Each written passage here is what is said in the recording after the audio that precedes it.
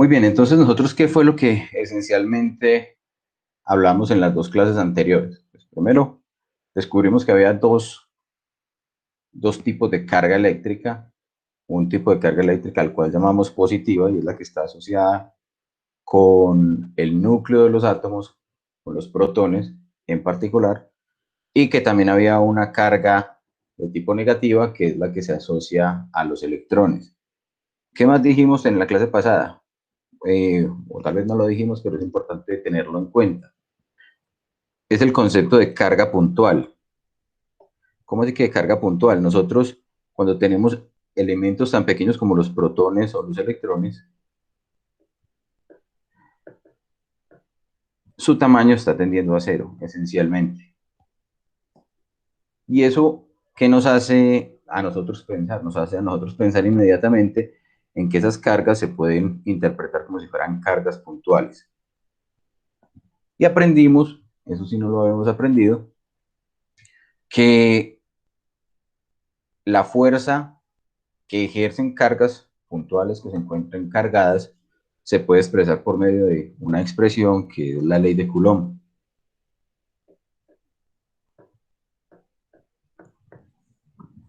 Que como en todo caso tenemos fuerzas de tipo vectorial, y entonces que si yo tenía una partícula cargada Q1 y una partícula cargada Q2, que se encontraban a una distancia R,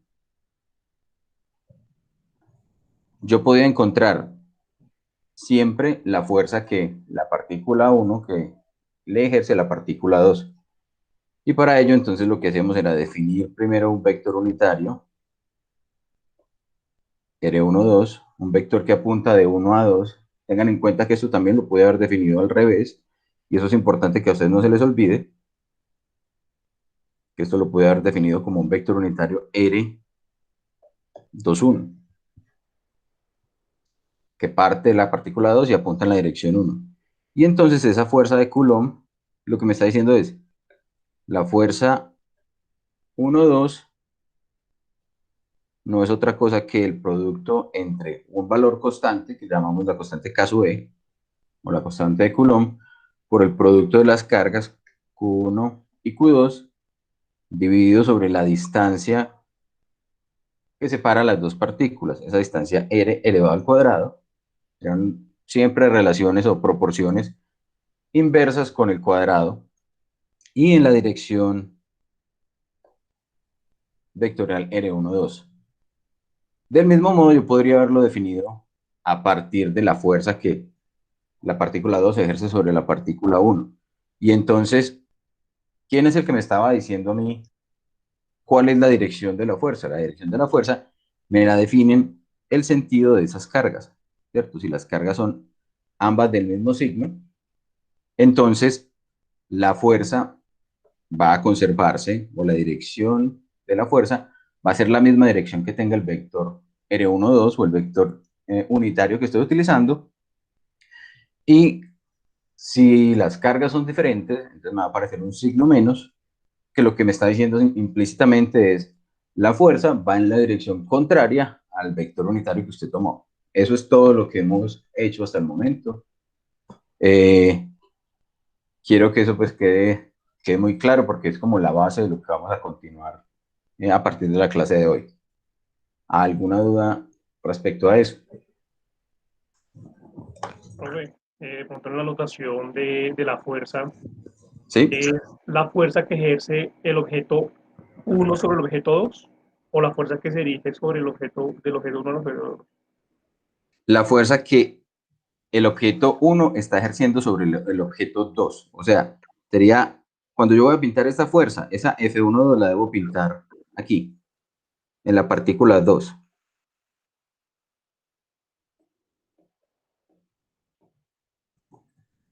Listo, esa es la fuerza que la partícula 2 está experimentando como efecto de que exista la partícula 1. Listo, Juan, gracias. Juan, o sea que es la fuerza que siente 2 debido a uno. Es la fuerza que siente 2 debido a 1, exactamente. ¿Sí? Y eso lo habíamos definido por allí en alguna parte donde dijimos F y J. Entonces la fuerza que siente J por la presencia de I. ¿Sí? ¿Cuál es la forma más sencilla que ustedes recuerden esto? Pues es a partir de los vectores unitarios. Siempre el vector unitario apunta de 1 a 2. Entonces el efecto que sobre 2 tiene la partícula 1. Perdón, el efecto que la partícula 2 siente sobre o debido a la presencia de 1. ¿Listo? Ahora bien, entonces ya hemos definido esa parte y creo que, pues, espero que les haya quedado clara.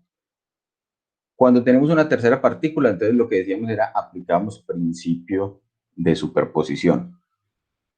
Y también hicimos una comparación entre las fuerzas gravitacionales y las fuerzas atractivas o repulsivas en el interior del núcleo de un átomo. Por ejemplo, si nosotros hiciéramos un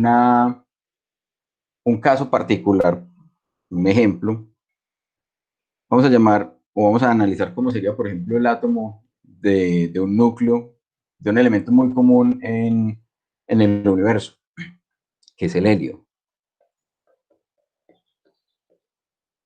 El helio tiene un núcleo que está compuesto por 2 protones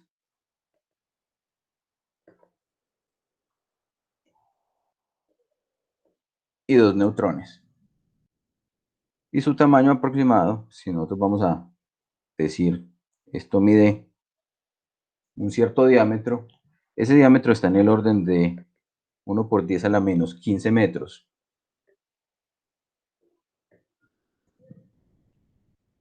Ya teníamos que eran 2 protones y 2 neutrones. Los neutrones, como mencionamos la clase anterior, no tienen ninguna carga, entonces eléctricamente no están generando una cierta repulsión, ¿cierto? No están generando ni atracción ni repulsión, ellos no experimentan fuerzas eléctricas. A este tipo de núcleo en particular se le conoce como la partícula alfa.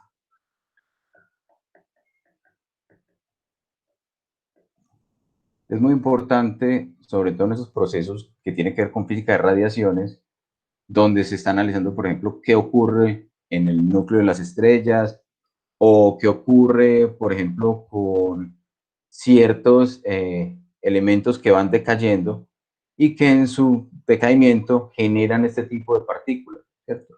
Generan elementos menos pesados, pero a su vez también liberan núcleos de elementos mucho más livianos, como por ejemplo el helio. Si nosotros, por ejemplo, quisiéramos calcular, supóngase que lo que está ocurriendo en algún caso particular es que las fuerzas interatómicas que mantienen los protones juntos desaparecen, ¿qué es lo que ocurriría? Ocurriría que, por ejemplo, los los protones saldrían expulsados a una cierta velocidad, a una cierta aceleración debido a esa fuerza repulsiva que tienen. Esa fuerza nosotros la podríamos calcular, por ejemplo, conociendo que la fuerza, algo que ustedes ya conocen, es el producto entre la masa y la aceleración. Y a partir de allí, determinar que la aceleración con la cual saldrían despedidos esos protones no es otra cosa que la fuerza eléctrica, ¿cierto? Porque ¿cuál es la fuerza que está actuando? La fuerza eléctrica sobre la masa del protón. Entonces, si uno mira, por ejemplo, cuánto es esa aceleración, uno se va a encontrar con un valor que es increíblemente grande. ¿Cómo podríamos calcular entonces la fuerza eléctrica? La fuerza eléctrica no es otra cosa que el producto entre las dos cargas puntuales que tenemos acá, ¿cierto? La carga de este protón y la carga de este protón. Entonces, esa fuerza eléctrica no es otra que la carga, en este caso la carga electrónica, por así decirlo, al cuadrado por K sub E sobre la distancia que separa los dos protones. Supongamos que va a ser esa distancia, ese mismo diámetro atómico, ese mismo diámetro del núcleo, perdón, Y esto dividido la masa del protón. Y la masa del protón, habíamos dicho, vámonos por acá, masa del protón. Y cuando uno reemplaza los valores numéricos para eso, se encuentra que la aceleración no es otra cosa que 1,602 por 10 a la menos 19 coulombs, esto al cuadrado, por caso E, que es 8,99 por 10 a la 9, newtons, metro cuadrado sobre coulomb cuadrado, sobre esa distancia nos quedaría en el denominador, nos quedaría entonces 1 por 10 a la menos 15 metros, también elevado al cuadrado, esto aquí me falta este cuadrado, y multiplicado por la masa del protón, y la masa del protón era 1,67 por 10 a la menos 27 kilogramos. Cuando resolvemos eso, nos encontramos con este parámetro, con este valor. Es 1,24 por 10 a la 39 metros sobre segundo cuadrado. ¿Eso es muy grande o eso es muy pequeñito? ¿Ustedes qué dicen? Comparen con lo que conocemos.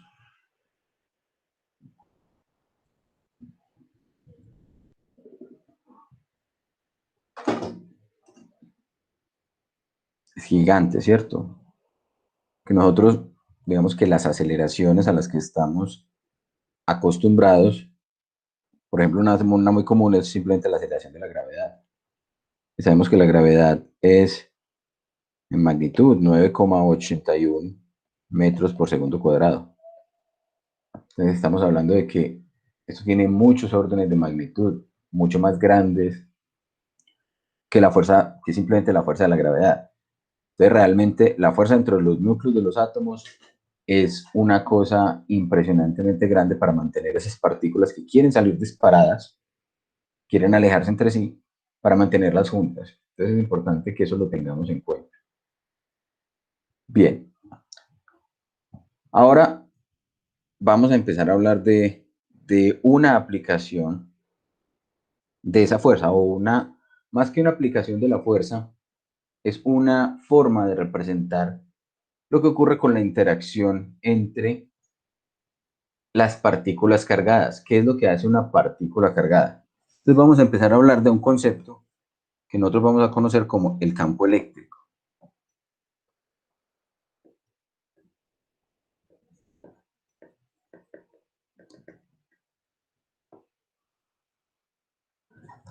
Y a este concepto quiero que lo tengamos muy presente, ¿listo?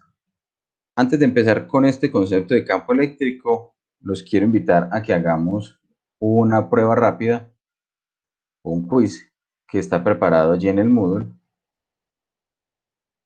y para el cual van a tener 12 minutos. Entonces van a entrar por favor al Moodle.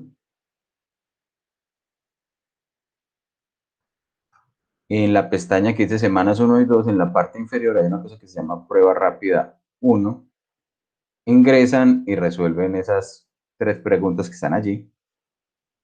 Ya en este momento está activo para que por favor lo entren, ¿cierto? Para que entren y lo resuelvan.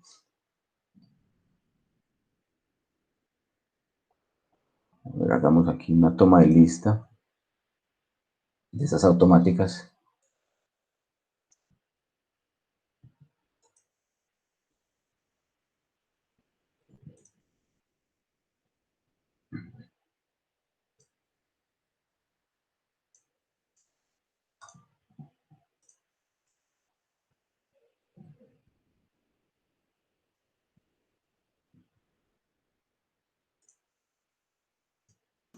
Profe, Juan, qué pena yo te molesto. Juan, es que es la hora. Juan, estoy viendo el módulo y creo que las ecuaciones quedaron mal escritas. Te faltó un signo de pesos para que el látex tome bien. Entonces bien. se ven así, pues todas. horas. Espérame, yo Profe, eso reviso. le iba a decir, yo también no entiendo, o sea, no entendía la anotación y parece ser que hay como un error en el código, por lo menos pues en la primera pregunta. ¿Con No, qué es en navegador? todas. Pero ese error de código te falta un signo de pesos al inicio y al final, porque es con dos para que tomes látex. Porque a mí me abrió bien acá en el Google, en el Chrome. No sé a Yo, ustedes cómo. yo estoy, yo estoy desde Chrome, No, profe. profe, no abre No se bien. entiende, profe. Vale. Si quiere le puedo tomar un pantallazo y se la No, envío al correo. yo Sí, les creo, profe, yo no les se creo, entiende. muchachos. Calma, calma, calma. Yo les creo, yo les creo. Hagamos una cosa entonces. Hagamos una cosa. Entonces, dejemos ese quiz para la próxima clase. Yo organizo el código para que, pues a mí me parece bien el código. Sí, no sé qué problema puede haber ocurrido allí. O si de pronto no tiene la última versión de Chrome o alguna cosa, o por alguna razón no les está cargando bien. El problema es que cuando, como dices, le pongo el doble signo de pesos, pues adelante y atrás, me toma como cada ecuación, como si fuera un renglón aparte. Sí. Pues por eso la idea era que quedaran todos en la misma línea. Entonces, lo que puedes hacer es, o sea, como que poner, si lo vas a poner en la misma línea, solamente pues pones todas las ecuaciones seguidas y solamente le pones dos signos de pesos al inicio y al final. Pero entonces me lo tomaría como si fuera un renglón. Bueno, sí, Te ya lo te toma entiendo. pues en una sola línea, así. Pues así, yo programo el Moodle de microeconomía y lo tengo así. Ah, ok, perfecto. Listo. Voy a mirar a ver entonces qué podemos hacer. Entonces, listo. Entonces ocultemos este examen, esta prueba rápida. Olviden que les iba a poner una prueba rápida. Pero es que no se entiende, ¿verdad? Dale, Angie, no hay problema. Le damos terminar intento. Sí, terminen el intento porque entonces ya lo vamos a hacer nuevamente la próxima clase. Listo. No quiere decir que le vaya a preguntar exactamente lo mismo, pero No, igual Igual no. no se entendía. está bien. Está bien. Muy bien. Entonces, volviendo acá a este tema de los campos eléctricos. Nosotros ya conocíamos y ya sabemos calcular fuerzas e interacciones eléctricas. ¿Qué es lo único distinto entre esta fuerza o la interacción eléctrica a lo que ya conocemos de física mecánica? ¿Cierto? Ustedes ya todos pasaron por física mecánica. Creo que la mayoría, o al menos muchos de ustedes, no vieron la parte de gravitación. Sin embargo, es una forma o es un tipo de fuerza con el cual no somos completamente, al cual no somos completamente ajenos. Todos hemos notado que la fuerza gravitacional, por ejemplo, no requiere que haya contacto directo entre los cuerpos para que un cuerpo experimente atracción gravitacional debido a la presencia de otro, ¿cierto? Eso es absolutamente claro. Ahora bien, el resto de las fuerzas que teníamos en física mecánica sí tenían contacto, ¿cierto? Las normales tenían contacto, las fricciones tenían contacto, las fuerzas que ocurrían en una colisión ocurren por contacto. Y aquí tenemos unas fuerzas que nuevamente no ocurren por contacto, fuerzas de tipo eléctrico, interacciones eléctricas. Esencialmente esas fuerzas no ocurren por contacto, pero se diferencian de las fuerzas gravitacionales en que para el caso de las fuerzas gravitacionales tenemos únicamente atracción. Dos cuerpos con masa siempre se van a atraer entre sí. Todavía no conocemos pues el caso de cuerpos masivos que se repelan. Mientras que en el caso de las fuerzas eléctricas vamos a tener situaciones donde dependiendo del signo de los elementos o de los cuerpos cargados, vamos a tener atracciones si los signos son distintos o repulsiones si los signos son iguales. Y entonces, eso es lo único distinto, pero lo que quiero resaltar aquí es que lo que conocemos es exactamente lo que vamos a aplicar. Y el tema y el concepto de campo es generalmente lo que llaman el coco de física, electricidad y magnetismo, pues realmente no hay tal coco, no hay tal elemento por el cual haya que temer, ¿cierto? Entonces, volvamos a lo que conocemos. Esencialmente, lo que conocíamos era, si yo tengo una partícula cargada con una carga Q, y por acá a una cierta distancia tengo una partícula cargada con una carga Q pequeñita, y esas partículas se encontraban a una distancia r,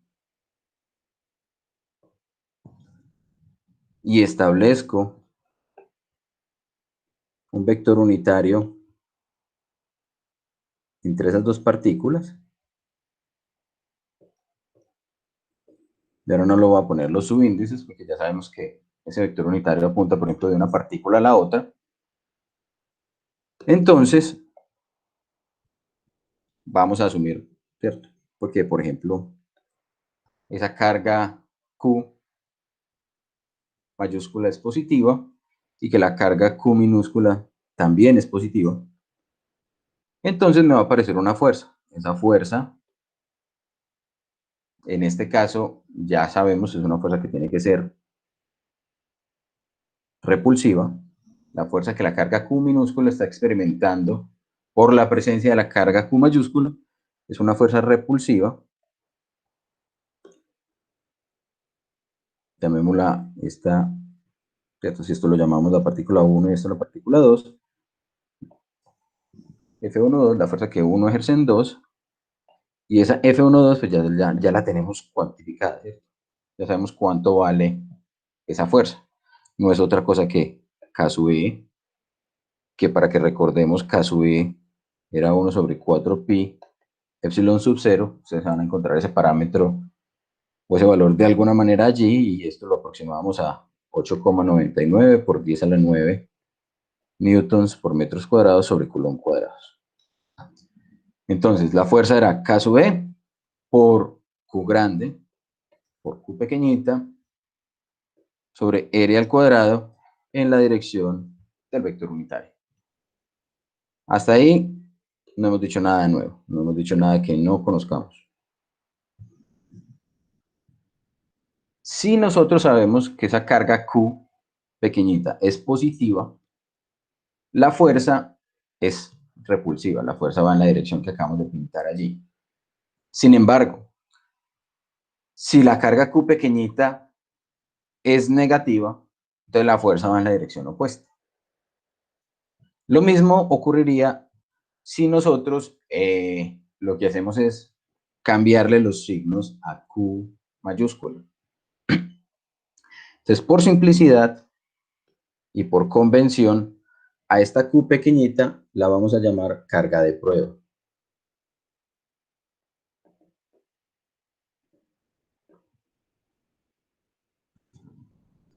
Y para que no nos enredemos la vida de ahora en adelante, siempre las cargas de prueba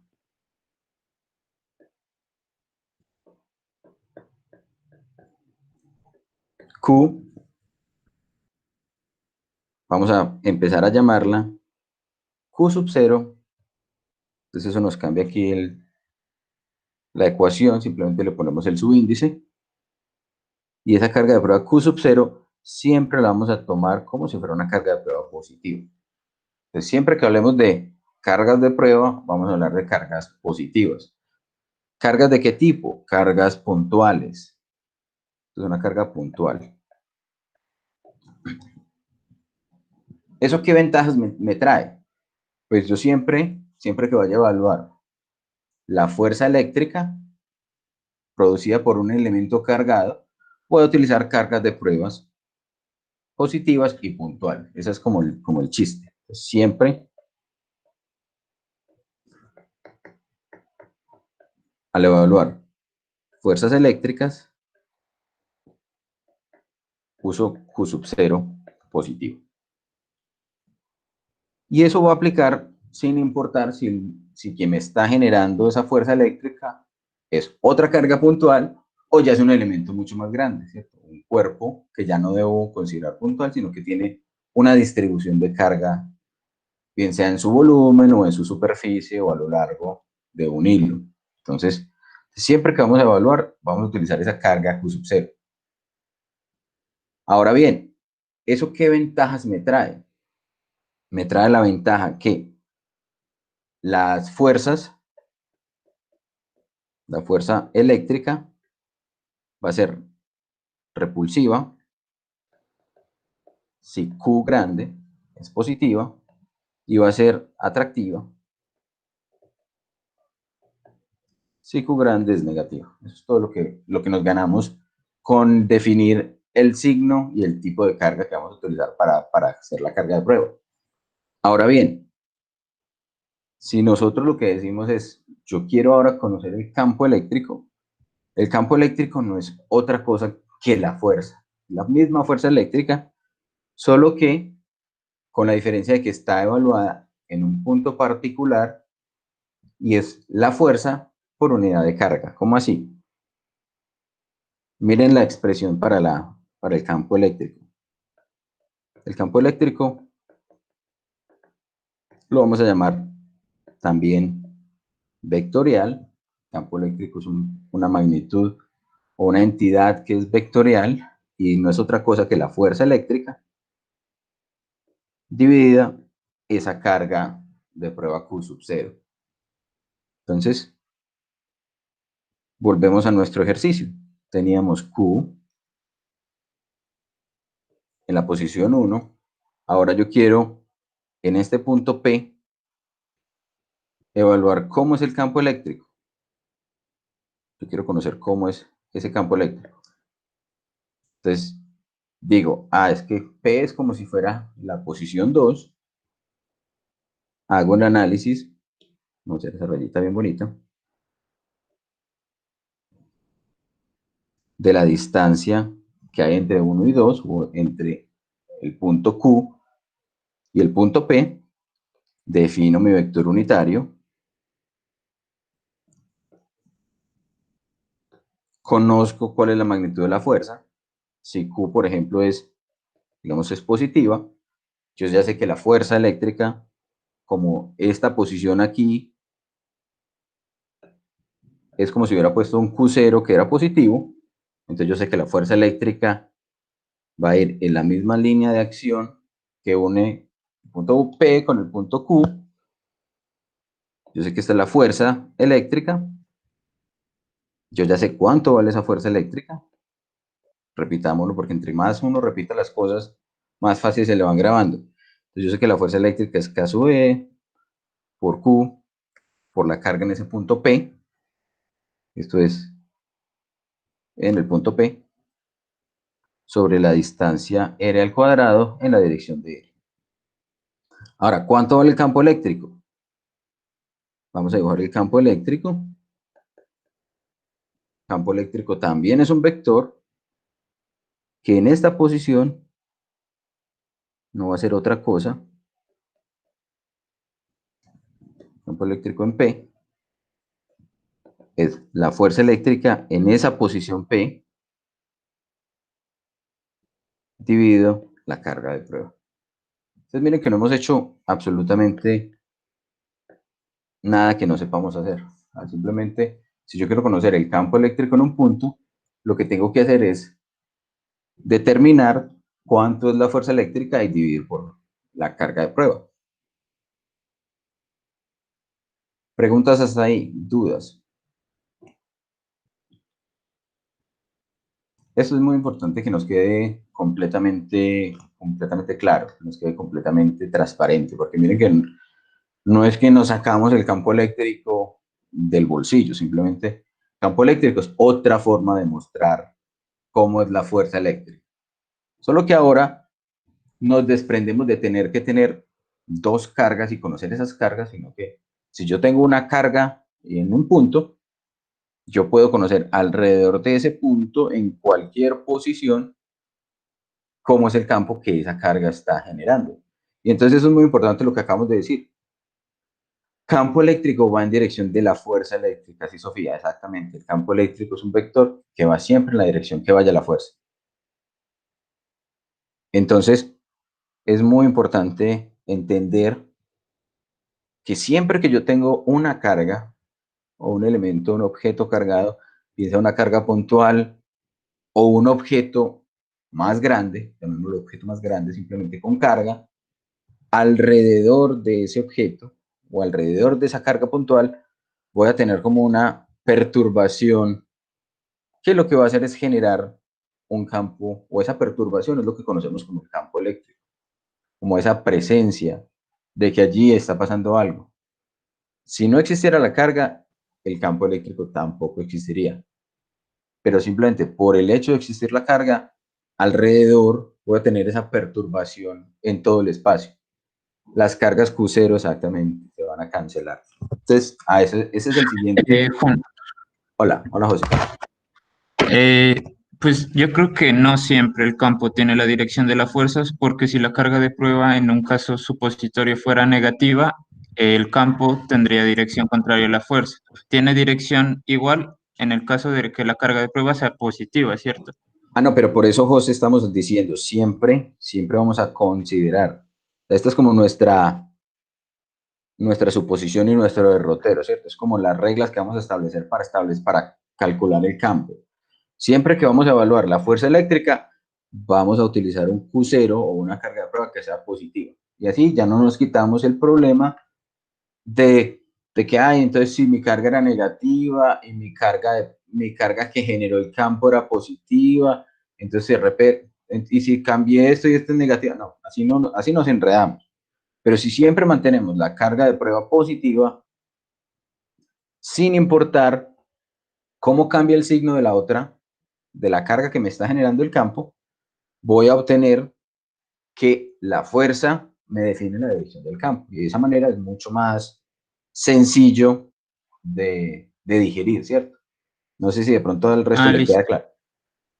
Sí, Juan, el valor de la carga de prueba debería ser igual al de P.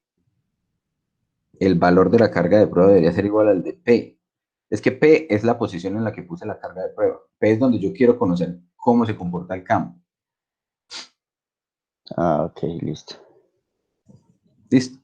Entonces teníamos allí que que el campo no era otra cosa que la fuerza eléctrica, pero entonces si observamos esa expresión, el campo eléctrico en P es exactamente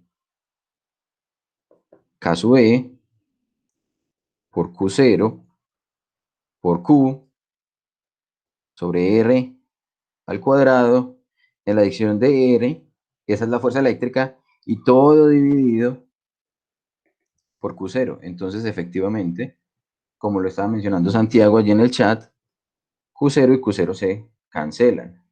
Y entonces me queda que el campo no es otra cosa que K sub E por la carga que produjo ese campo sobre R al cuadrado en la dirección del vector unitario de R. Entonces, esta es mi expresión para el campo eléctrico.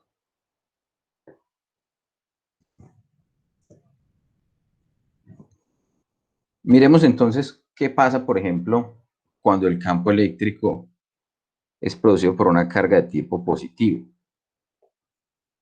Ahora vamos a dejar mi carga Q por acá, positiva. Supongamos que yo quiero analizar cómo es el campo eléctrico en este punto. Entonces, en ese punto, el campo eléctrico va a ser un vector que apunte hacia afuera. Vamos a pintar los campos eléctricos con este color verde. Entonces, como ahí puse una carga de prueba Q0 positiva, en esta dirección va el campo.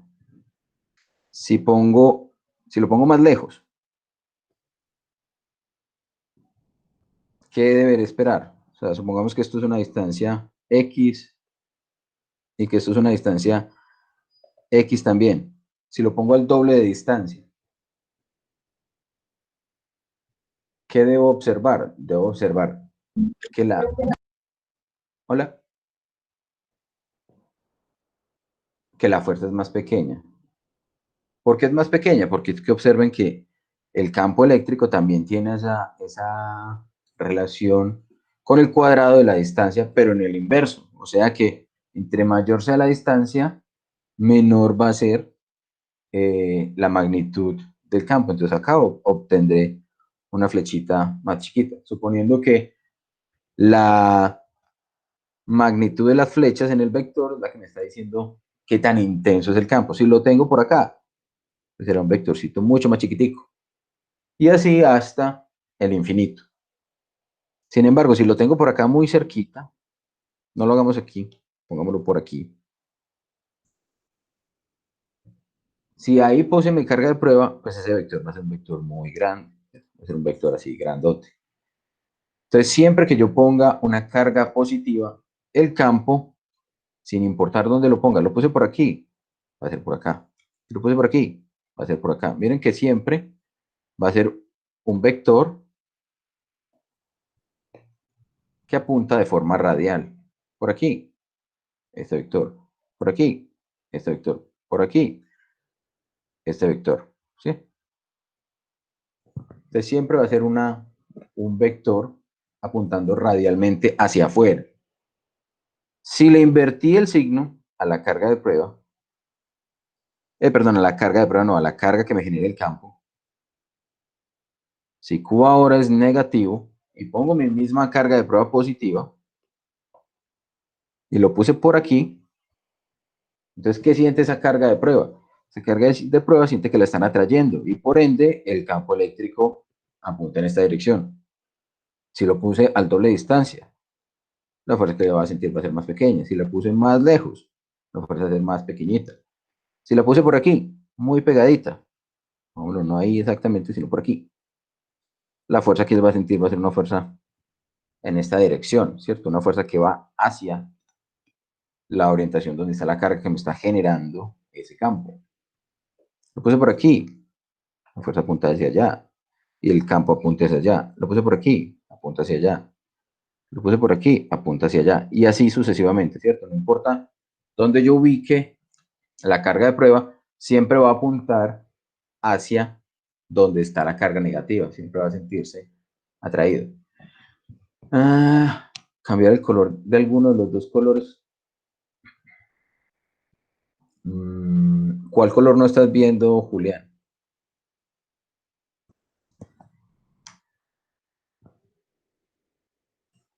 O pintamos todo con negro, no hay problema.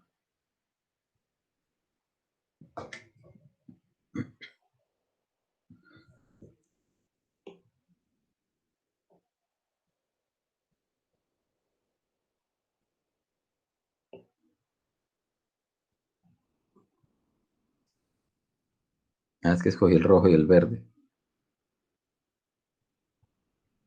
Pregunta Julián, pero no ves ni el rojo, o sea, ¿no lo ves o lo ves con un color distorsionado?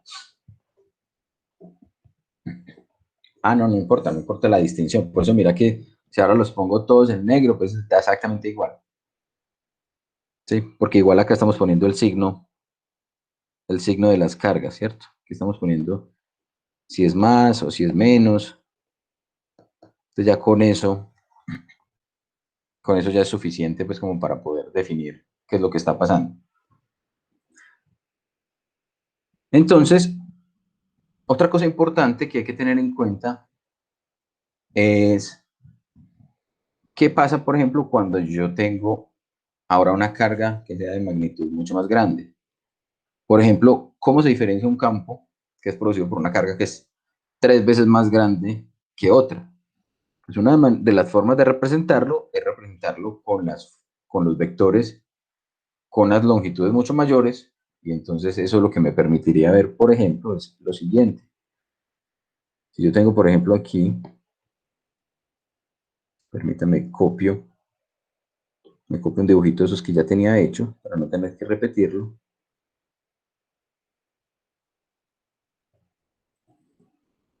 Aquí. Entonces, supongamos, ese es el campo o la forma radial del campo de una carga positiva con una magnitud más 3.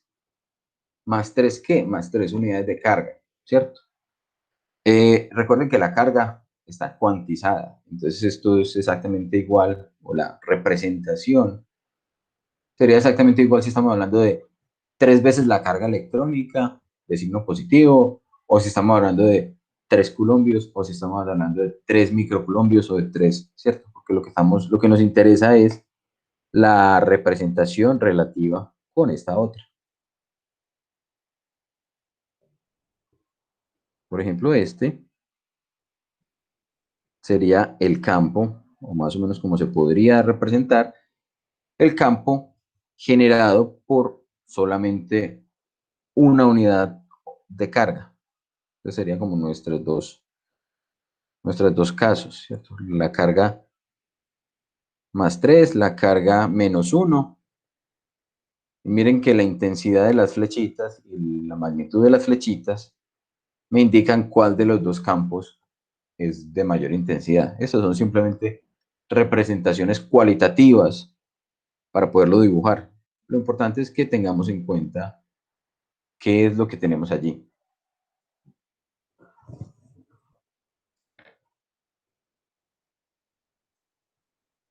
Igual si el compañero no los distingue, podemos seguir usando colores. Pues Cristian, sí, pues.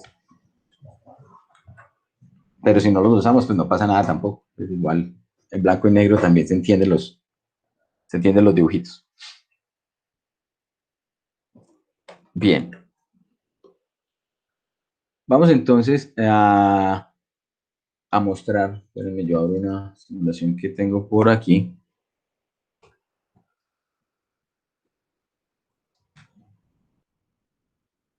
Les comparto la ventana.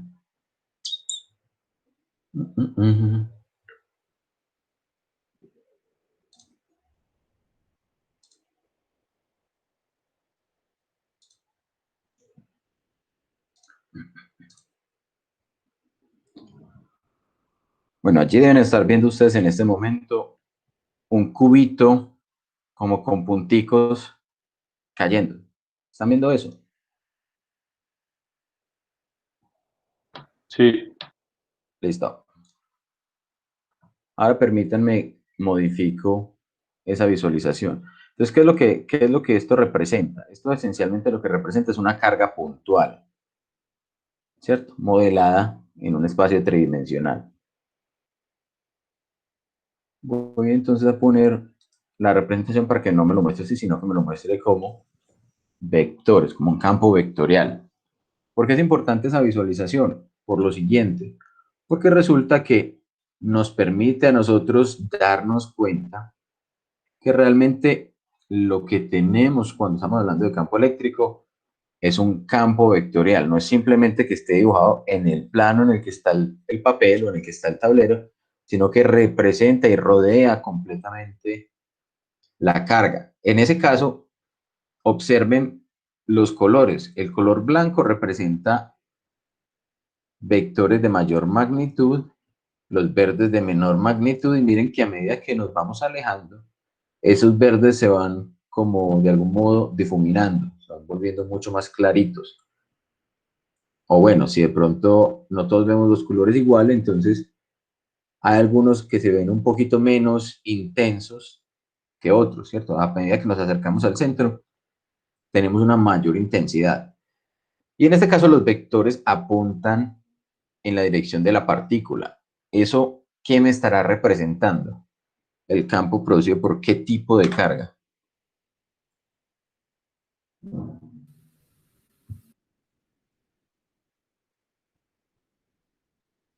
Negativa. Muy bien. Ahora hagamos este cambiecito. Ese cambiecito invierte lo que está ocurriendo con la carga que tenemos acá. Y entonces, por tanto, el campo que está rodeando esa carga ya apunta hacia afuera. Entonces, esa será mi representación de cómo luciría si yo fuera capaz de poner un vector en cada posición del espacio, cómo luciría el campo eléctrico producido por una carga positiva. Entonces, esto lo puedo, vamos a visualizarlo, por ejemplo, a ver, esta es la idea de la visualización tridimensional. Vamos a aumentarle la densidad de vectores. ¿Qué es lo importante que nos llevemos de esto? No es que exista campo en cada una de las posiciones donde hay una flechita. Es que existe campo en cualquier punto del espacio que rodea una carga eléctrica. Entonces, por ejemplo, miren allí tengo una densidad de vectores que me está tostando el computador en este momento, pero lo que quiero es que nos quedemos con la idea de que no es donde haya flechitas, sino en todos los puntos del espacio donde yo quiero evaluar. Allí va a existir el campo eléctrico. Listo. Cerremos esta animación. Volvamos al tablerito. Una de las cosas importantes a tener en cuenta con el campo eléctrico es que el campo eléctrico me está representando qué es lo que está pasando en cualquier punto P alrededor de la carga. Y si vamos a mirar las unidades, entonces miren que lo que tenemos allí son, ¿qué fue lo que hicimos? Dijimos, el campo eléctrico o las unidades de campo eléctrico no son otras que las unidades de la fuerza dividido las unidades de ¿quién? De la carga. Entonces, unidades de fuerza, todas las conocemos. Newtons. Unidades de carga, coulombs. Entonces, estas son las unidades que va a tener el campo eléctrico.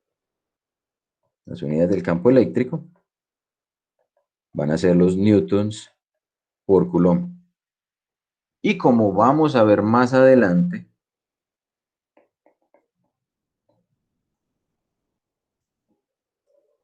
vamos a hablar de otra unidad que todavía no hemos hablado, no hemos visto, pero vamos a ver en un par de clases.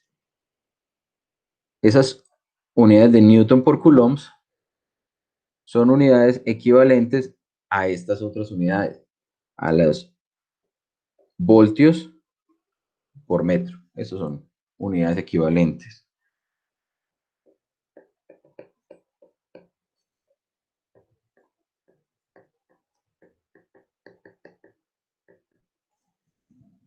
Entonces acá tenemos las unidades en las que nos va a aparecer el campo eléctrico. Nos va a aparecer en newtons por coulomb o en voltios por metro.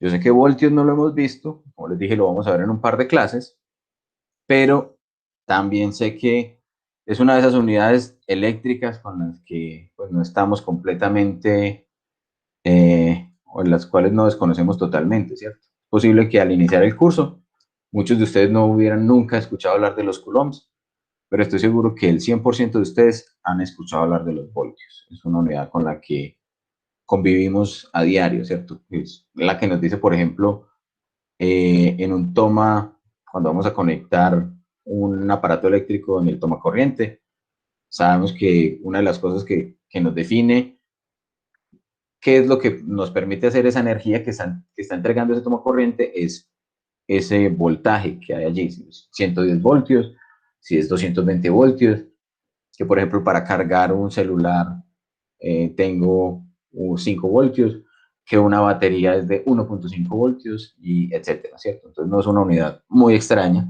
pero entonces para que de una vez la tengamos en cuenta, ¿cierto? El campo eléctrico viene medido en voltios por metro. También se puede expresar como cualquiera de las dos porque son unidades completamente equivalentes. Entonces, en resumen, ¿el campo eléctrico qué es? Es fuerza por unidad de carga, no es otra cosa.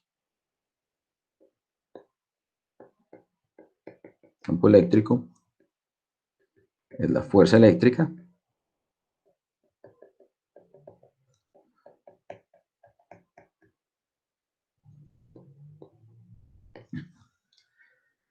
¿qué pasa entonces, por ejemplo, si tenemos varias cargas? Si tenemos ahora una configuración de cargas, vamos a considerar una serie de cargas que estén distribuidas de manera discreta. Aquí tenemos una carga Q1, por acá tenemos una carga Q2, por acá pongamos una carga Q3, una carga Q sub i, cualquier cantidad de cargas, ¿cierto?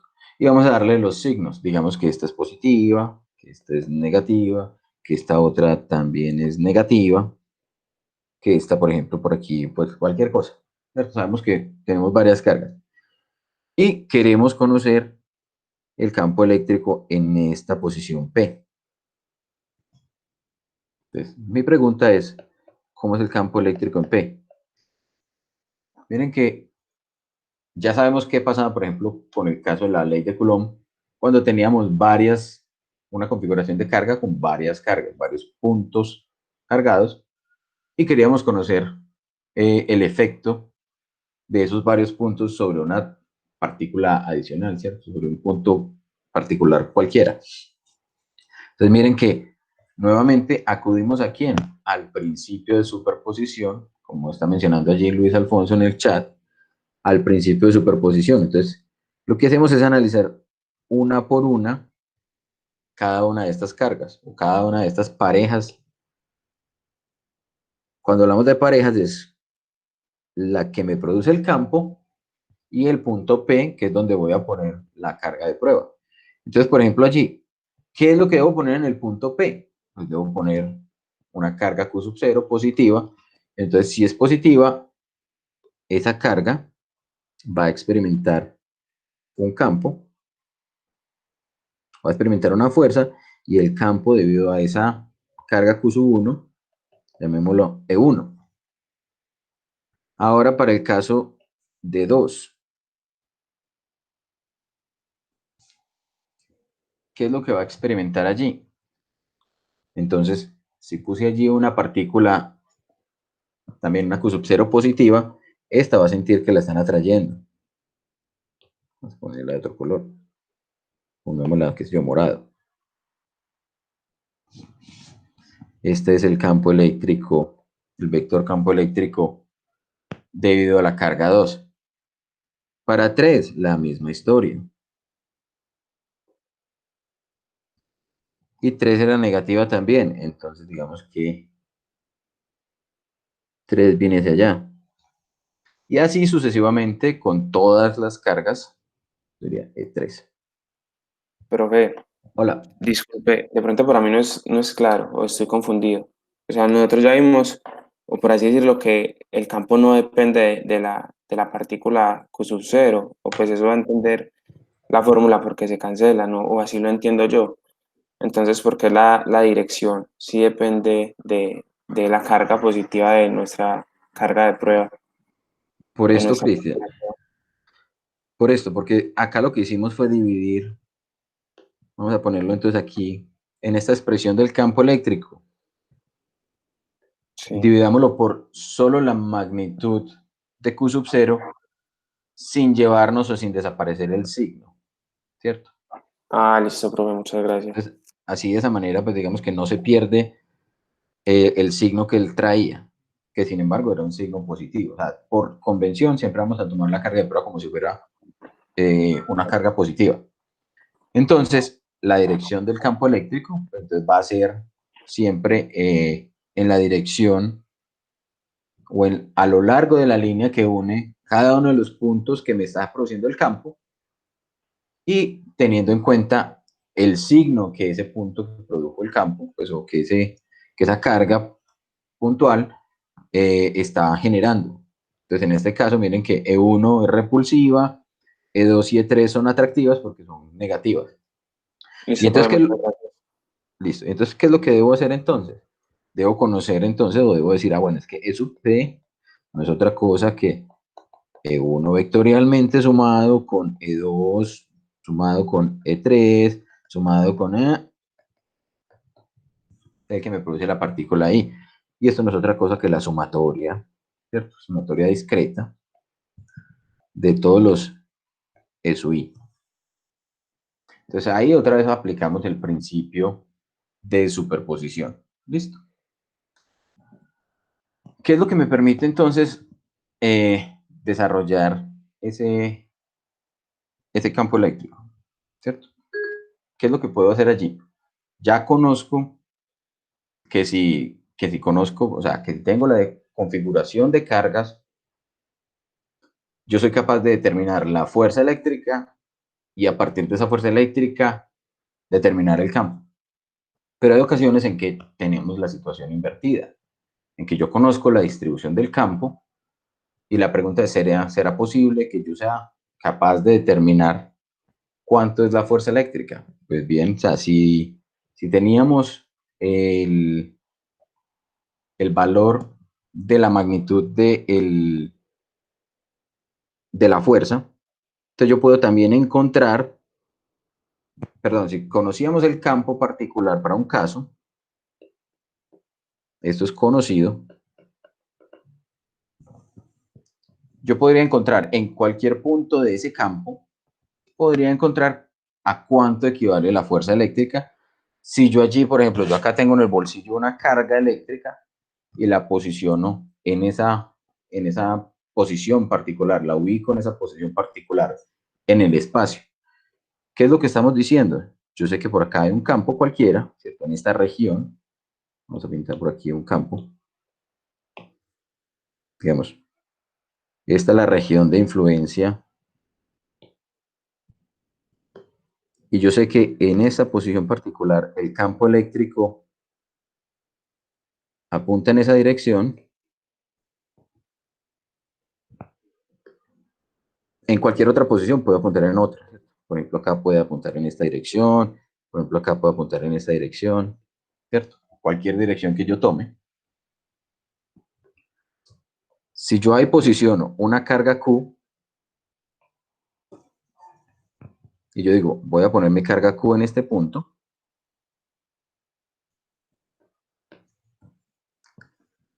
la fuerza eléctrica no va a ser otra cosa, la fuerza que experimente esa carga, no va a ser otra cosa que Q, que el producto de Q por el campo eléctrico. Ya esta no necesariamente tiene que ser la carga de prueba, puede ser una carga Q cualquiera.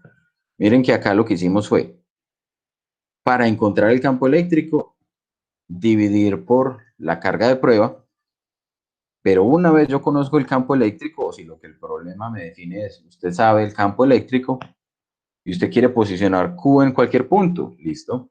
Entonces, ponga Q allí, que esto le va a dar la dirección de la fuerza. Supongamos que este Q era positivo. Ups. Que este Q es positivo. Entonces, la fuerza eléctrica que la partícula cargada experimenta en ese punto va a ir en la misma dirección del campo.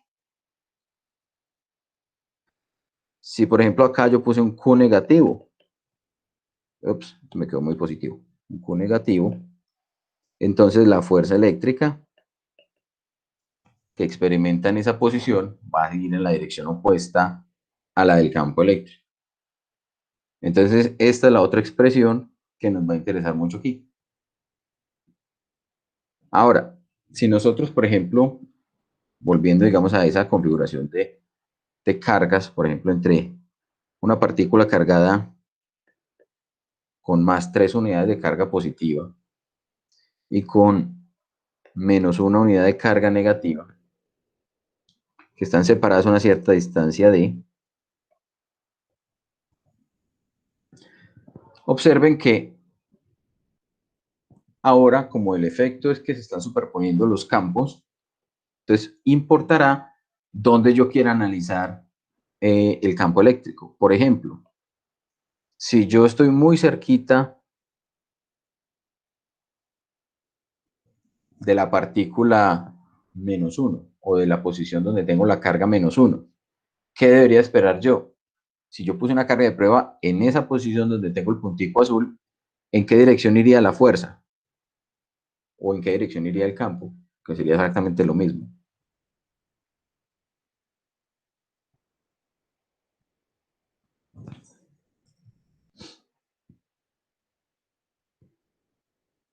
Pregunta. ¿En qué dirección creen ustedes que vaya el campo eléctrico en ese punto azul? Hacia la carga fuente. Tenemos dos cargas fuente, una de más 3 y una de más 1. ¿Cierto? Entonces, en ese caso, como es una carga negativa, perdón, como es una carga de prueba que tenemos allí positiva, la fuerza atractiva será una fuerza atractiva por acá. Pero si yo posiciono, por ejemplo, esto por acá,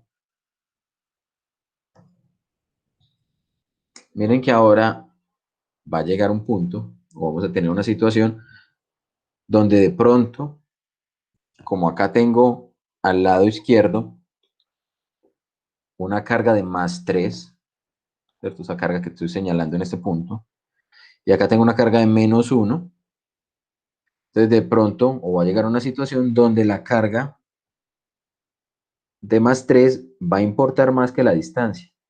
Entonces la carga, por ejemplo, o el campo eléctrico va a apuntar en esa dirección.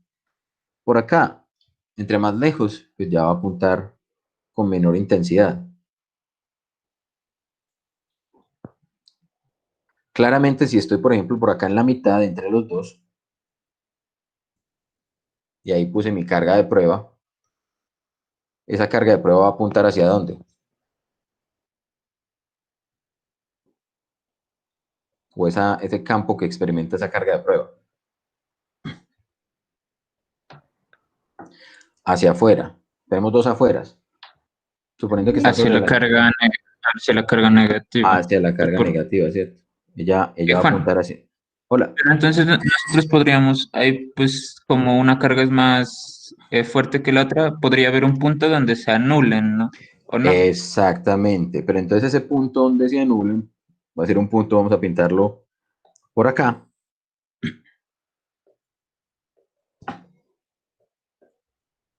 Donde exactamente ahí el campo eléctrico es cero.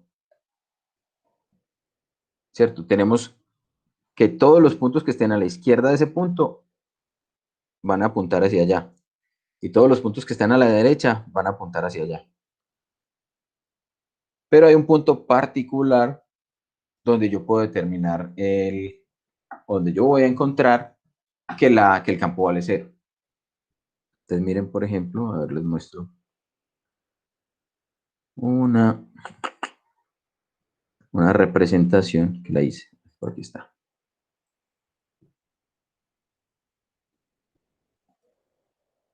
De esa situación.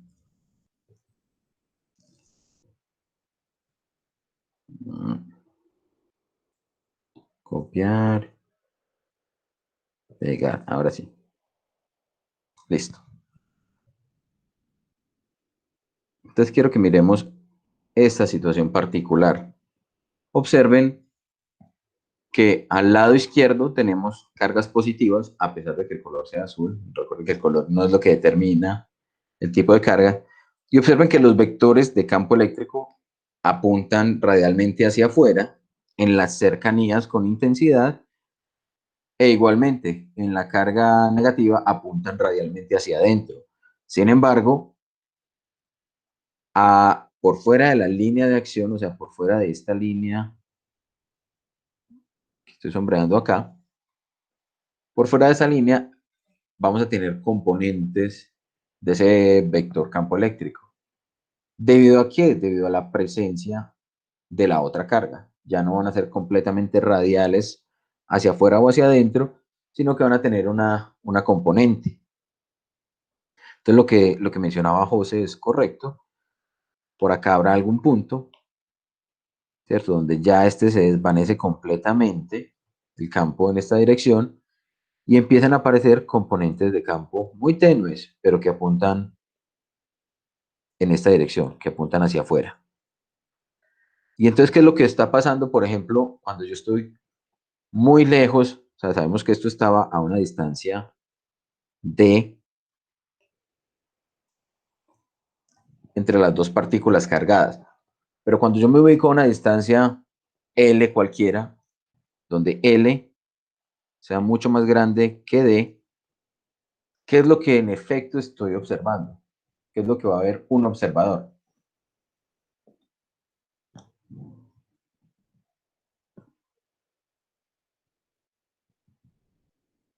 Hola, ¿sí? ¿Qué pasa cuando L es mucho más grande que D? ¿Qué va a decir el observador? Ah, eso es el campo. No es que se menosprecie la carga negativa, es porque tenemos cantidad de carga entre una y la otra que son similares. Acá teníamos 3 cargas positivas y acá teníamos una carga negativa. Pero entonces, cuando estoy muy alejado, es como si más 3 menos 1 tuviera una carga de más 2. ¿Y cómo sería el campo eléctrico de una carga de más 2? Sería un campo eléctrico donde tengo una carga puntual y donde tengo, ¿cierto?, el vector campo eléctrico hacia afuera.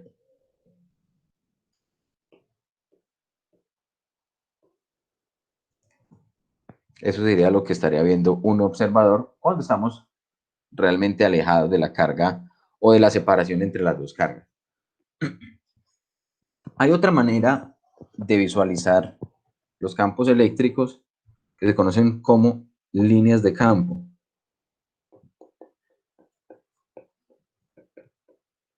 Miren que hasta ahora hemos representado los campos eléctricos simplemente como vectores. Pero hay una manera que es un poquito más organizada y que me permite visualizar cómo se comporta un campo de un modo un poquito más bonito, por así decirlo. Permítanme, copio por acá una visualización de esto que tenemos. Entonces, esto, por ejemplo, sería una representación en líneas de campo de esa situación que teníamos en el caso anterior. Tenemos las dos partículas cargadas, una con carga más 3 positiva y una con carga menos 1. Esencialmente, ¿qué es lo que me permite visualizar esa línea de campo? Miren que lo que me está diciendo es en qué dirección está apuntando el campo eléctrico. Las flechitas me indican, me van a mostrar en qué dirección apunta. Entonces miren que al lado izquierdo de la carga positiva son aproximadamente radiales, porque son zonas que no están perturbadas completamente por la presencia de la carga negativa, pero entre las dos cargas, en esa región entre la carga positiva y la carga negativa, sí va a haber un efecto notorio pues, de esa carga negativa. Entonces, para el caso de la carga negativa, necesitamos que las líneas de campo eléctrico entren a la carga negativa, mientras que para la carga positiva salen de la carga positiva.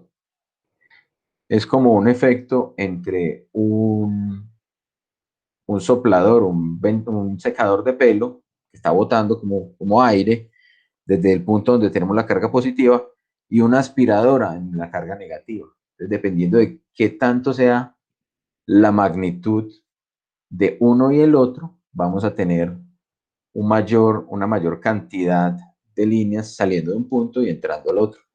Miren que no necesariamente porque las cargas, o sea, si las cargas no son iguales, van a entrar menos cargas a la carga negativa o menos líneas a la carga de menor intensidad. ¿Qué pasa con las otras líneas? Pues sencillamente pues van a desvanecerse, ¿cierto? Por ejemplo, una línea que venga por acá, iría como por aquí. Una línea que venga por acá, iría por aquí. Entonces miren cuál es el problema o qué es lo que nos está ocurriendo. Que vamos a perder algo de información acerca de qué está ocurriendo vectorialmente, porque cuando estábamos pintando vectores, bien sea en estas simulaciones, por ejemplo, si los vectores eran más claritos, entonces decíamos, es que el campo es menos intenso, que los vectores eran más oscuros, es más intenso, o en esta otra representación que teníamos por aquí, si los vectores son más largos, entonces el campo es más intenso. Si los vectores son más corticos, el campo es menos intenso. En este caso, con esta representación de líneas, perdemos esa información y eso es importante que lo tengamos en cuenta. Entonces se pierde información de la magnitud del campo. ¿Pero qué ganamos? Ganamos en visualización y en facilidad para poderlo expresar, ¿cierto? Para poder dibujar el campo y poder entender cómo se comporta en el espacio. Por ejemplo, no quiere decir que por cada punto donde yo considere, por ahí va a pasar una línea de campo. Y eso es importante tenerlo en cuenta. Y las líneas de campo no se superponen entre sí. Otra de las cosas importantes es, si yo, por ejemplo, acá, en esta posición, ubico una carga de prueba positiva, la fuerza que esa carga de prueba va a experimentar cuando esté en esa posición va a ir tangente a la línea de campo. Entonces, eso también es importante conocerlo. Entonces, si se ubica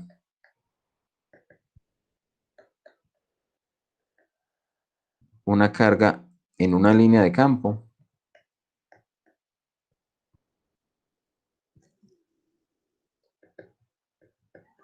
experimenta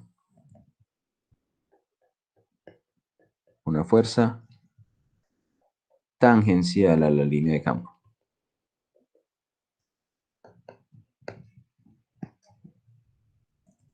Allí, por ejemplo, consideramos que esa carga de prueba o esa carga que pusimos era positiva.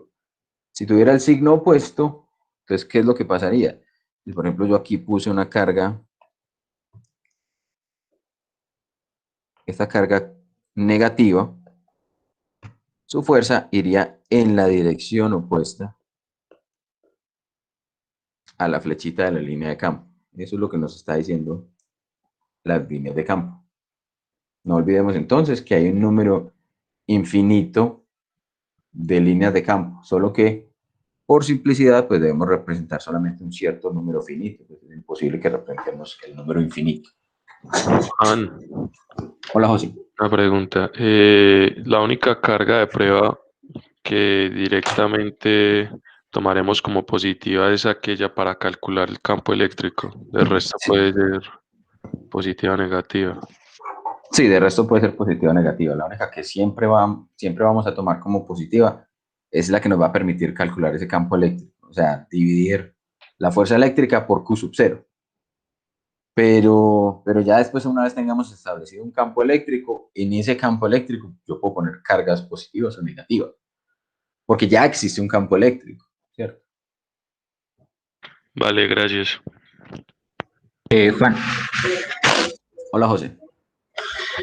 o sea, si bien el campo eléctrico solo depende de la carga fuente, uno para tener, la única manera de tener la certeza que existe ese campo es a partir de una carga prueba, pues a partir de la fuerza que éste experimenta, ¿no? De lo contrario, pues uno no podría decir, aquí, o sea, experimentalmente, aquí hay un campo, Ah, sí, ¿cierto? exactamente, sí. Es uno de los problemas filosóficos que tiene la física y es si no pongo, o sea, yo cómo sé que existe una entidad si no tengo con qué probar esa entidad, o cómo sé que cuando pongo ese elemento para medir la existencia o para determinar la existencia, no estoy afectando la entidad como tal.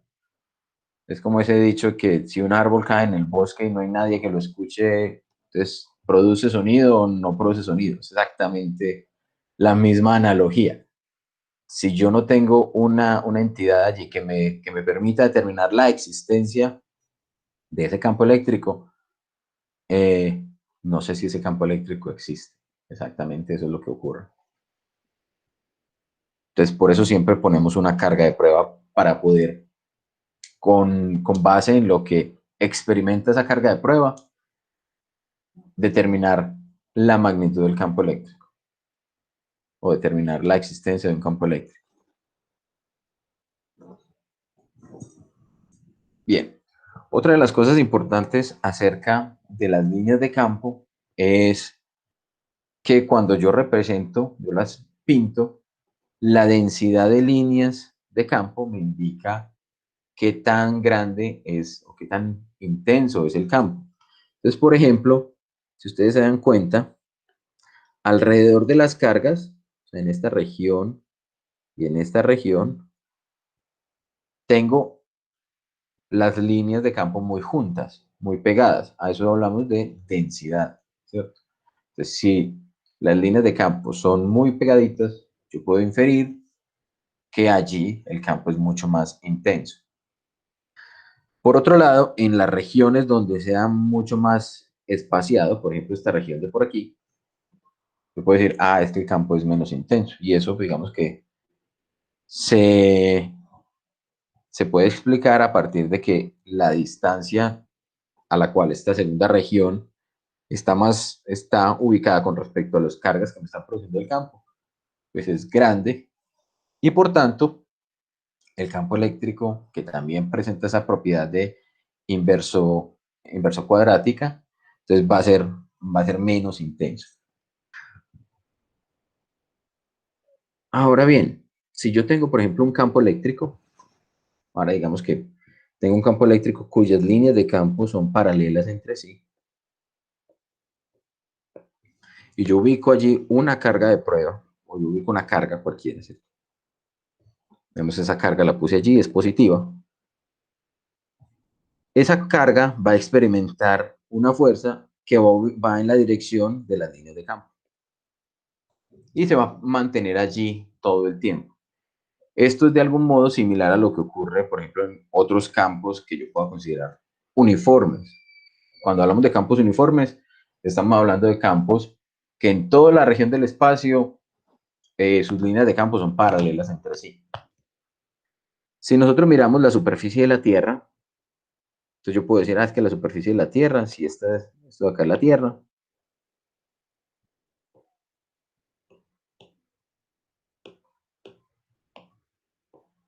si esto de acá es la Tierra, las líneas de campo gravitacional, porque la gravitación también se puede indicar o se puede expresar como si fuera un campo, apuntan todas paralelas. Si yo dejo caer un objeto, si yo suelto un objeto a una cierta posición y no le imprimo ningún tipo de velocidad con ninguna componente, sino que lo dejo caer desde el reposo, la caída y la trayectoria que experimenta va a ser en la dirección de las líneas de campo.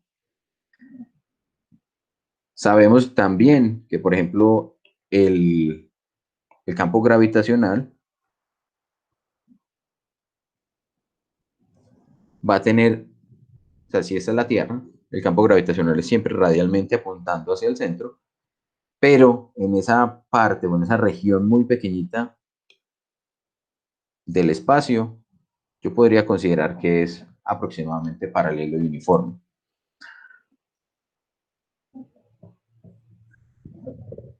Entonces, aquí hay que tener cuidado con una cosa, porque yo acabo de decirles, bueno, si yo ubiqué una carga en un campo que es uniforme, ella se mueve paralelo a ese campo uniforme. Pero ¿qué pasa, por ejemplo, si el campo ya no es uniforme? Entonces, si el campo ya no es uniforme, las líneas de campo ya no van a ser paralelas entre sí, sino que las líneas de campo pueden ser algo como así. ¿Qué es lo que ocurre? Si yo pongo una carga, nuevamente una carga positiva, en ese punto particular, la fuerza que experimenta va a ir en esta dirección. Pero pilas, las líneas de campo no son líneas de trayectoria. Entonces esto es importante. Líneas de campo son diferentes de líneas de trayectoria.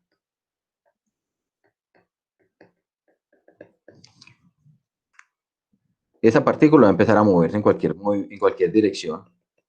Cuando se encuentre, por ejemplo, con esta otra línea de campo que iba en esta dirección, aquí va a sentir una fuerza tangente a esa posición de la línea de campo.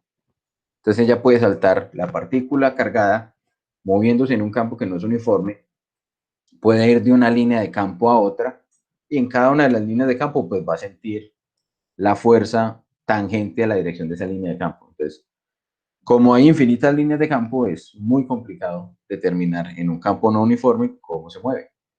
Entonces, eso va a ser algo que, digamos, se sale del alcance del curso, determinar este tipo de problemas. Sin embargo, sí podríamos tener problemas como este, problemas de campos uniformes, y más adelante veremos que hay aplicaciones donde los campos se pueden considerar aproximadamente uniformes. Muy bien, por acá tenemos otra visualización que ya les voy a presentar.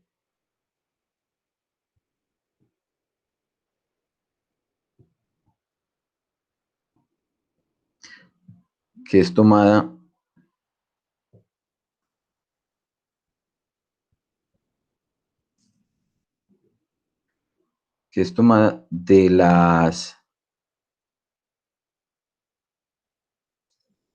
del trabajo realizado por James Clerk Maxwell. Maxwell es uno de esos científicos que cambió la historia de la humanidad Entonces podemos decir casi que hay un antes y un después de Maxwell. Él, por ejemplo, fue uno de los que, haciendo sus análisis del campo eléctrico, encontró, por ejemplo, o empleó esta analogía de campos o de líneas de campo, y las líneas de campo no son otras que estas líneas que salen de la carga. Por ejemplo, esta carga es de, si vemos acá en el dibujito, A vale 20 y B vale 5. 20 qué y 5 qué, pues no importa si son 20 coulombs y 5 coulombs. Lo importante es que ambas tienen el mismo signo. Entonces podríamos decir que hay una relación de 4:1 entre las cargas que tenemos acá. Si esto es 4, esto valdría 1. Acá las dibujó y dibujó la densidad de líneas de campo. Observen, estas serían las líneas de campo. Estas que salen o entran radialmente, miren que no tienen flechas, porque eso podría ser +4. Entonces, si fuera +4, las flechas apuntarían hacia afuera. Y si fuera -4, pues simplemente apuntarían hacia adentro. Y también tenemos, para el caso de la carga unitaria, tenemos líneas de campo que entran. Y nuevamente observen que hay un punto entre esas dos cargas en el cual se anula, o en el cual el campo vale 0. Acá en esa posición, E vale 0.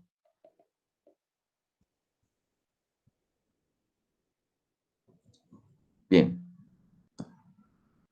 Como el movimiento de una hoja en un tornado, Santiago. Estaríamos hablando como del movimiento que experimenta una carga en un campo no uniforme. Sí, se podría, digamos que, asociar más o menos al movimiento que podría experimentar una hoja en un tornado, ¿cierto? Un movimiento que no es fácil de determinar. Bien, hay una situación, y es muy importante que la conozcamos, y tiene que ver con el hecho de que hasta el momento hemos siempre mostrado configuraciones de cargas donde tenemos dos cargas de magnitudes diferentes. Por ejemplo, si yo estoy viendo esto desde muy afuera, esta situación que les estoy planteando acá, con las dos cargas de 4 y 1, un observador que esté muy lejos va a ver eso como si fuera una carga de +5, suponiendo que ambas fueran positivas, ¿cierto? En el caso que mencionamos por aquí, +3 y -1, el observador lo va a ver como si fuera un campo de +2. Pero ¿qué pasa, por ejemplo, si ahora lo que yo tengo es esta situación? Resulta que tengo acá una carga de una magnitud +1 y por acá a una cierta distancia tengo una carga de una magnitud -1. Y están separadas a una distancia d. Y lo estoy viendo desde muy lejos. ¿Qué vería el observador? Que se anula. Como cargas, sí. Pero entonces, ¿será que ese observador que esté a una distancia L mucho mayor que D no está viendo nada?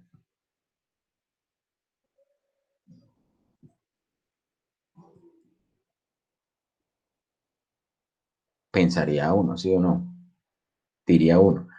Pero realmente no es el caso. Realmente eso no es lo que ocurre en la naturaleza. Y esa configuración de cargas, del mismo signo, perdón, de la misma magnitud, pero signos opuestos, recibe un nombre. Se llama dipolo.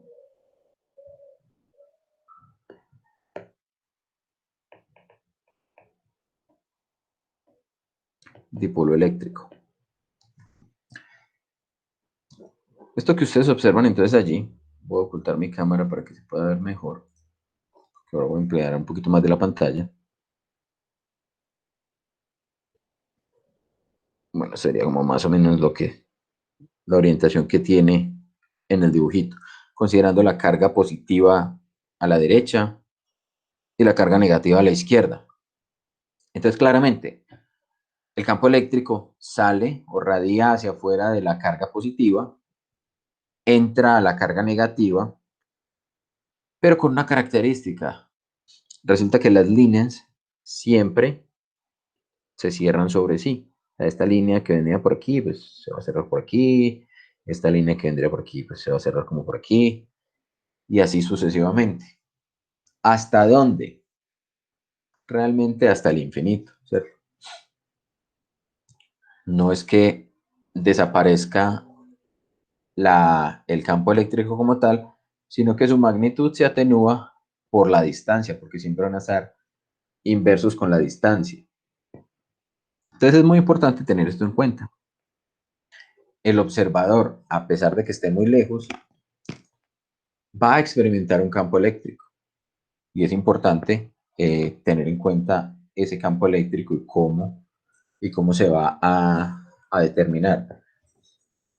Resulta que hasta el momento nosotros hemos dicho es que los campos eléctricos, ¿cierto? Caen como el 1 sobre r cuadrado. Eso es lo que hemos dicho. Esto lo voy a poner antes del dipolo. Entonces, hasta acá, la magnitud del campo eléctrico es inversamente proporcional a r cuadrado. Pero resulta que para el dipolo, la magnitud del campo eléctrico, ya no lo pongamos dp, sino pongámoslo de el dipolo, es proporcional a 1 sobre r a la 3. Y r sobre 1 a la 3 cae más rápido que r sobre 1 a la 2. Entonces uno puede probar esto. Entonces, ¿cómo es la prueba?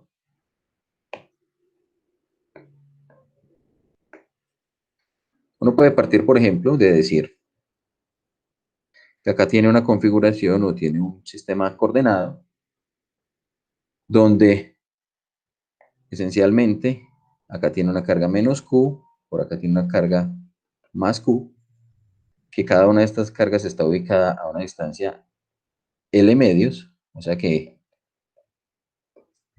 en total el dipolo está separado a una distancia L. Y una de las formas de analizar es si, por ejemplo, acá tenemos un eje X y yo quiero analizar qué es lo que está pasando por acá, en un punto R a una cierta distancia de ese dipolo. Entonces ya sabemos que, por ejemplo, el campo eléctrico yo lo puedo determinar a partir de las ecuaciones que conocemos, ¿cierto? Entonces, ¿cómo haríamos para evaluar el campo eléctrico?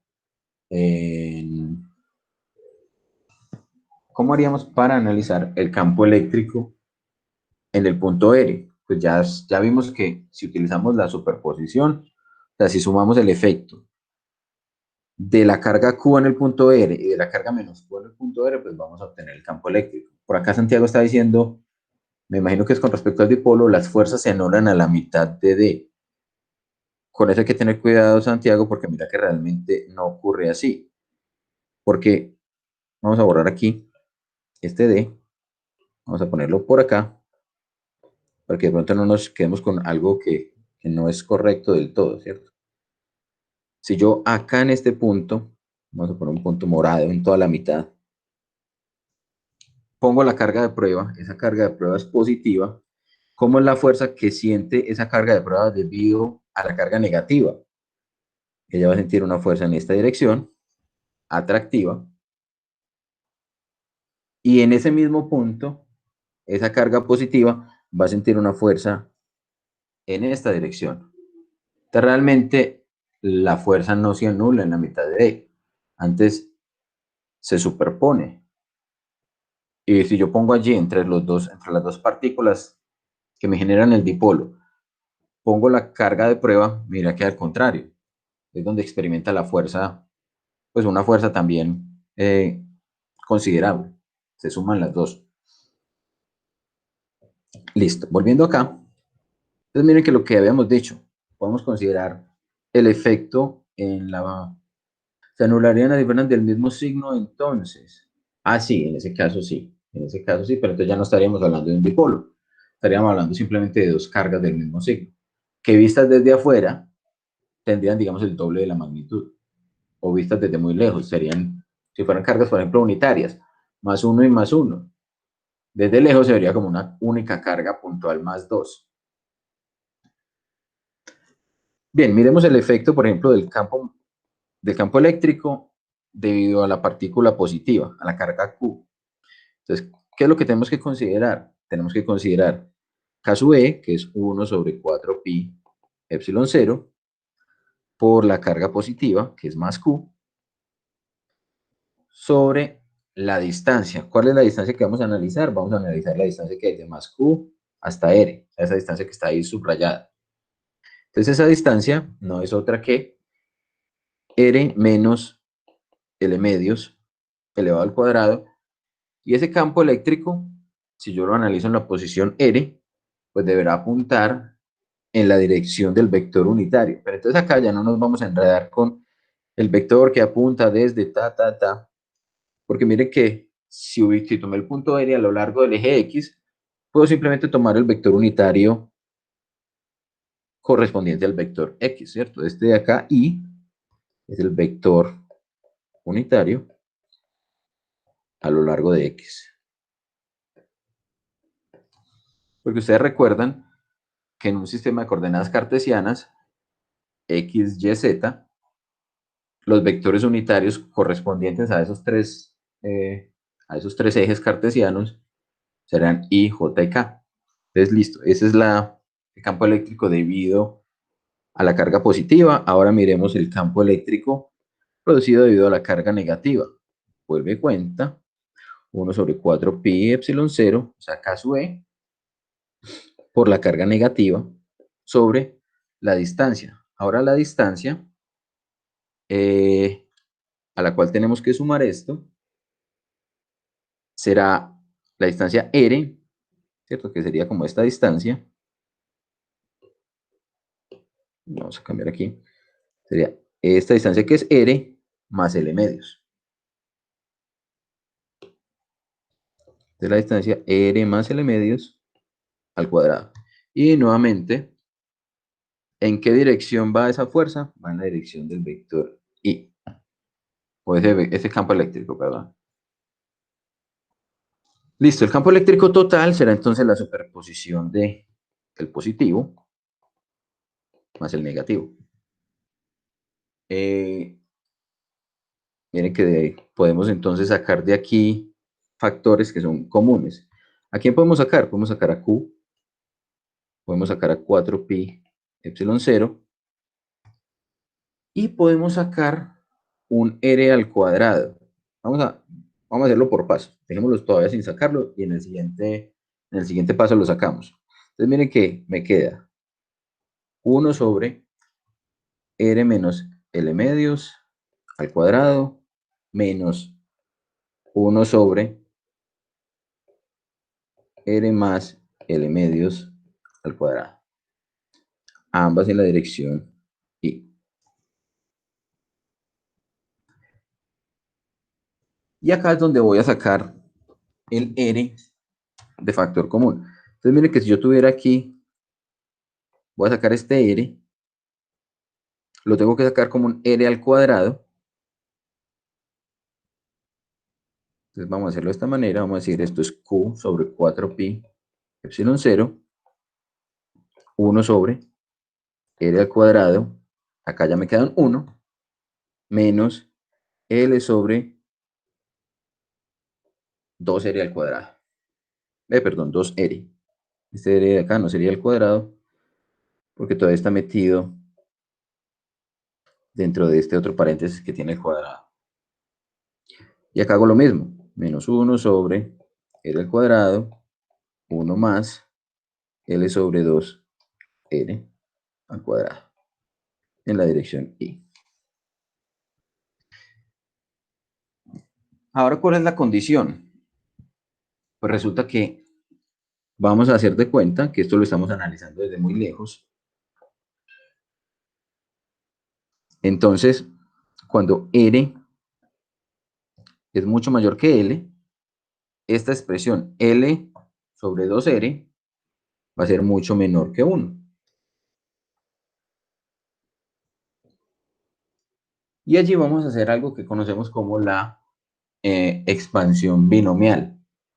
Esa expansión binomial no es otra cosa que una expresión que nos permite aproximar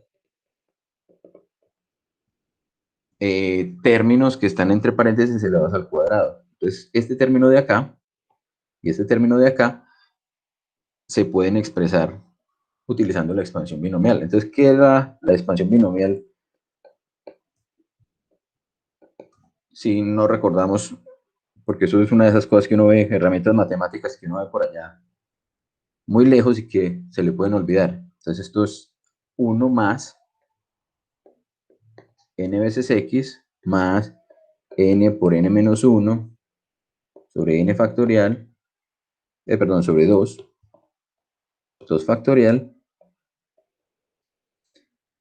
por x a la 2 más n por n menos 1 por n menos 2 sobre 3 factorial x a la 3 más ta. Entonces, eso es esencialmente la expansión binomial. Aquí, ¿qué vamos a tomar? Como si n fuera menos 2, porque miren que estas expresiones, si yo saco de acá esta r cuadrado, la mando para acá como factor común, estas dos expresiones que me quedan acá sería 1 menos, vamos a señalarla, 1 menos L sobre 2R, todo elevado a la menos 2, y 1 más L sobre 2R, todo elevado a la menos 2. Entonces, por eso mi N, en mi expansión binomial, será menos 2.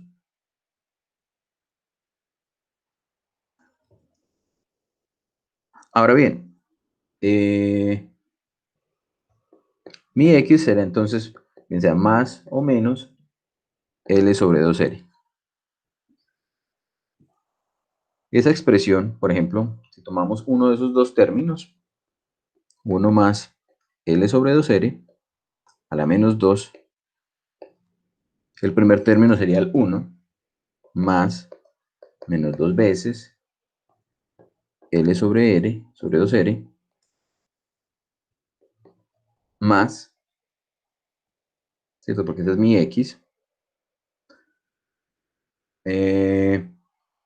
menos 2 que multiplica menos 2 menos 1 sobre 2 factorial L sobre 2R al cuadrado más, y puedo seguir.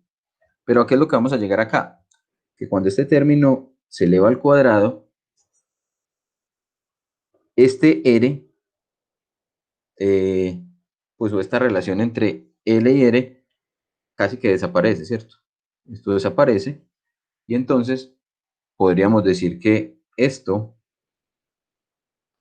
término sería equivalente a 1 menos L sobre R. O sea, este término de acá, 1 más L sobre 2R a la menos 2, se aproxima a 1 menos L sobre R, y por el otro lado, haciendo la misma analogía, 1 menos L sobre 2R a la menos 2 sería 1 más L sobre R.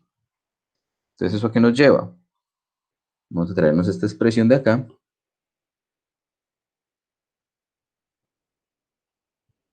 Esto era el campo total.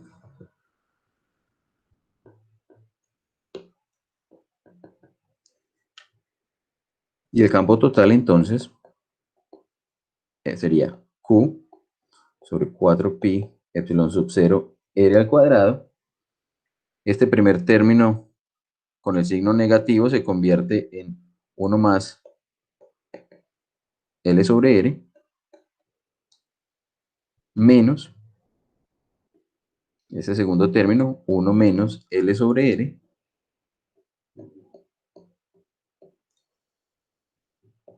todo en la dirección de I. Y entonces el campo eléctrico se convertiría, o sea, se me van este 1 con este 1, me queda 2QL sobre 4pi epsilon 0 R, pero entonces acá tenía otro R, me queda R al cubo en la dirección de I. Y esto sería Q por L sobre 2pi epsilon 0 R al cubo. ¿Y a qué fue lo que llegamos? Entonces miren que esa es la manera en la que el campo eléctrico cae en el dipolo. ¿Cae con quién? Con el inverso de R3. Entonces cae mucho más rápido. Y aquí hay un parámetro importante. Miren que este término de acá, yo lo puedo aislar. QL con la dirección vectorial I. Entonces, magnitud Q, que sería la carga de cualquiera de las dos partículas cargadas, L, la separación en la dirección I, es algo que vamos a llamar P. Y a ese P lo conoceremos como el momento eléctrico dipolar.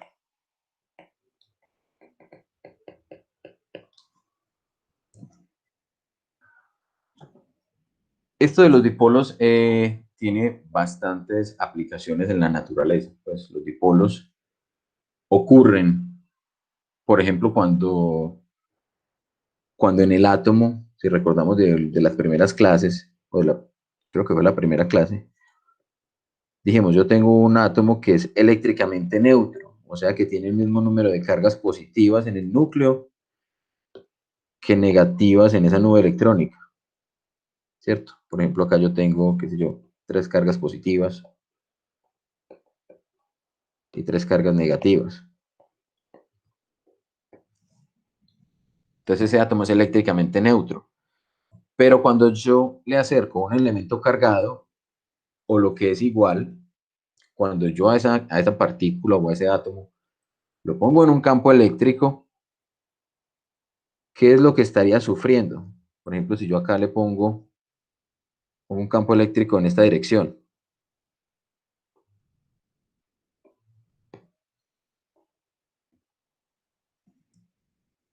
¿Qué quiere decir eso? Eso sería equivalente a si hubiéramos traído por acá una barra cargada positivamente.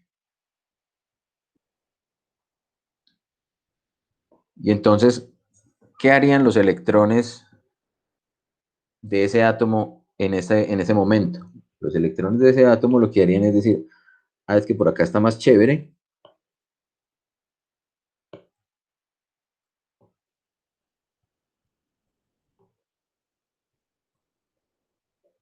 Y ellos ahí mismo van a decir, pues por acá me siento más cómodo, porque estoy más cerca de las cargas positivas, mientras que el núcleo quedaría relegado, quedaría más atrás. Y entonces miren que esto no es otra cosa que un dipolo. Observen el dipolo aquí conformado. Ese es ese vector P.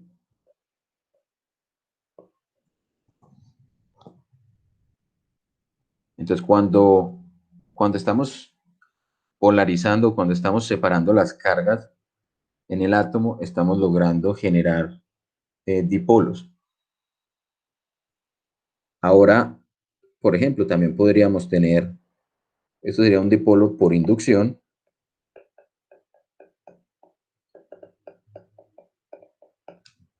pero también podemos tener dipolos que son permanentes en la naturaleza.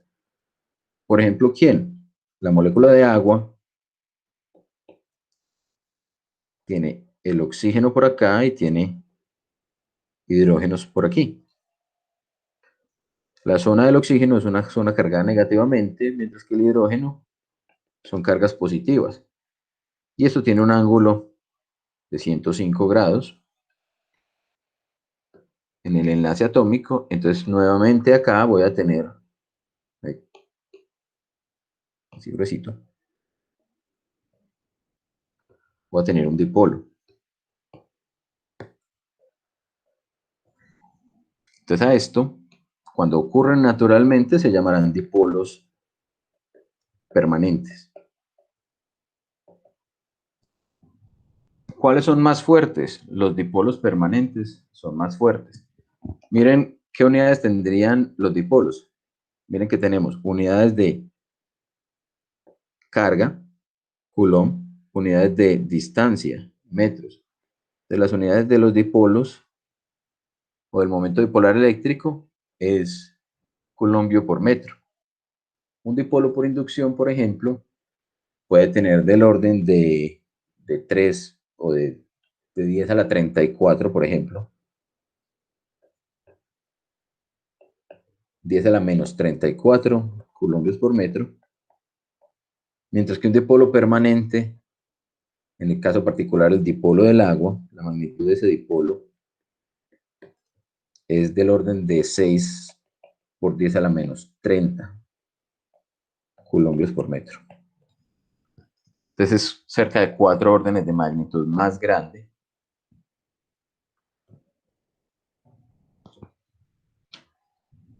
Y por lo tanto, pues tiene un efecto mucho más considerable. Ustedes se dan cuenta que el agua tiene unas propiedades eléctricas bastante interesantes.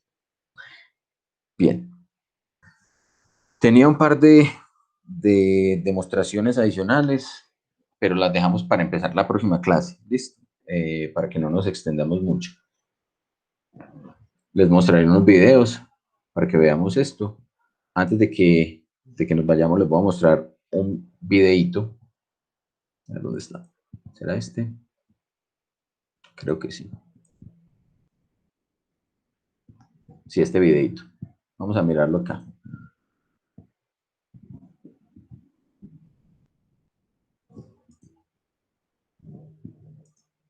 No sé si se alcanza a visualizar el video, que es que no lo estoy viendo yo aquí. Me cuentan si se está viendo.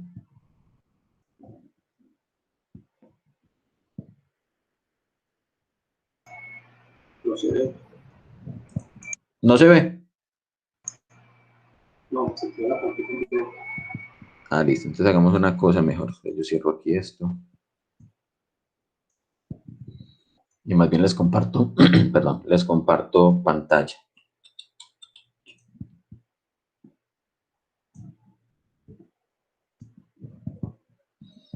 Vamos a compartir este.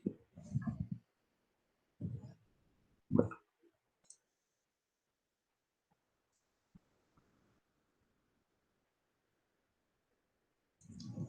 ¿Qué es lo que vemos allí entonces? Esencialmente es una cubeta con aceite y un par de electrodos. Entre esos dos electrodos, que van a tener diferentes cargas, se va a establecer un campo eléctrico. Entonces, al momento de generarse el campo eléctrico, las partículas que están allí flotando, que son partículas de jabón, se van a alinear con las líneas de campo. Es una forma de visualizar también experimentalmente líneas de campo. Bien.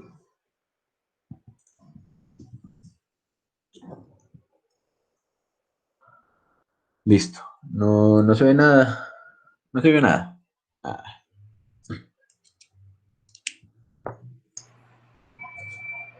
Sí, hay que descansar un poco el agua. Cuando volvemos de nuevo. Ah, ok, listo. Bueno, ya sí se vio. Listo. Bueno, listo, ya. Todo tranquilo.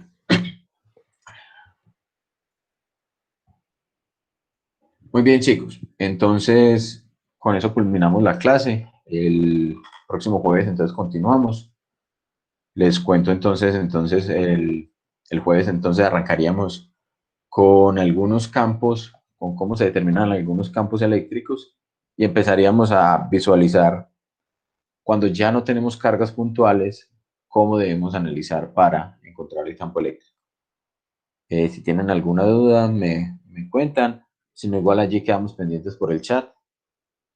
Si no es más, pues paremos entonces ya la grabación. Gracias a ustedes por conectarse. Así que,